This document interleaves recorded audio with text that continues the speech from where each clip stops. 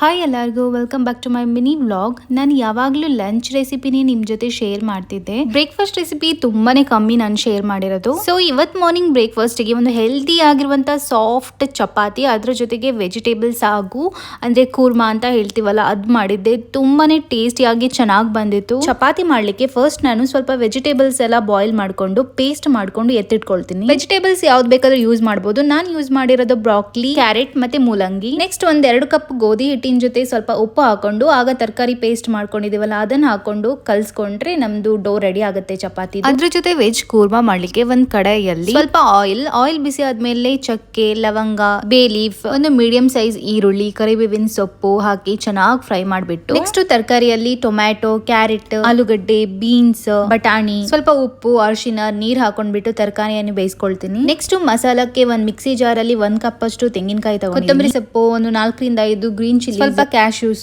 Ginger garlic paste, ಸ್ವಲ್ಪ ನೀರ್ ಹಾಕೊಂಡು ಮಸಾಲ ಮಾಡ್ಕೊಳ್ತೀನಿ. ತರಕಾರಿ ಚೆನ್ನಾಗಿ ಬಾಯ್ಲ್ ಆದ್ಮೇಲೆ ಆ ಮಸಾಲವನ್ನು ತರಕಾರಿಗೆ ಹಾಕಿ ಚೆನ್ನಾಗಿ ಮಿಕ್ಸ್ ಮಾಡ್ಕೊಂಡು ಒಂದು 2 ಮಿನಿಟ್ಸ್ ಬೇಯಿಸ್ಕೊಂಡ್ರೆ ನಿಮ್ದು ವೆಜ್ ಕೂರ್ಮಾ ರೆಡಿ ಆಗುತ್ತೆ. ಚಪಾತಿ ಕೂಡ ಬಾಯ್ಲ್ಡ್ ತರಕಾರಿ ಎಲ್ಲ ಹಾಕಿ ಮಾಡಿರೋದ್ರಿಂದ ಟೇಸ್ಟ್ ಡಿಫ್ರೆಂಟ್ ಆಗಿ ಬಂದಿರುತ್ತೆ, ತುಂಬಾ ಚೆನ್ನಾಗಿರುತ್ತೆ. ವಿಡಿಯೋ ಇಷ್ಟ ಆದ್ರೆ ಲೈಕ್ ಕೊಡಿ, ಫಾಲೋ ಮಾಡೋದು ಮಾತ್ರ ಮರಿಬೇಡಿ. ಹಾಗೆ ಯೂಟ್ಯೂಬ್ ಅಲ್ಲಿ ಕೂಡ ಸಬ್ಸ್ಕ್ರೈಬ್ ಮಾಡ್ಕೊಳ್ಳಿ. ಓಕೆ, ಬಾಯ್.